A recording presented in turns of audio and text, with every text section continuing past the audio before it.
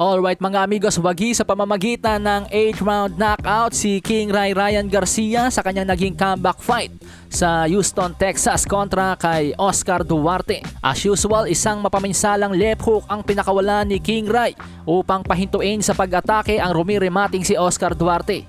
Nahalata ni Ryan Garcia na parang nawala sa balanse si Oscar Duarte nang tumama ang kanyang left hook. Kaya naman mabilis itong sinundan ni King Ray ng kanyang mga kombinasyon. At matapos nga pong tumama yung mga kombinasyon na yon ni King Ray mga amigos, napakapit sa lubid at kitang-kitang nangatog ang mga tuhod ni Oscar Duarte. Kaya naman mabilis ulit sinundan ni King Ray ng mga kombinasyon si Oscar Duarte dahilan upang tuluyang mapaluhod sa laban. Binilangan ng referee si Oscar Duarte at kung titingnan nga po mga amigos ay parang kaya pang lumaban. Ang problema, hindi po agad tumayo si Oscar Duarte sa pang-8 bilang. Kaya naman tinuluyan na ng bilang ng referee na si James Green si Oscar Duarte at tuluyan ng hininto ang laban. At ayon nga po sa mga commentators ng DAZN na sina Chris Mannix, Sergio Mora at Sean Porter, tama daw po ang naging desisyon ng referee dahil hindi agad tumayo si Oscar Duarte sa pang-8 bilang. Kaya naman the winner by 8th round knockout, King Ray Ryan Garcia, na nag-improve na nga po ngayon ng kartada sa 24 wins, 1 loss with 20 knockouts.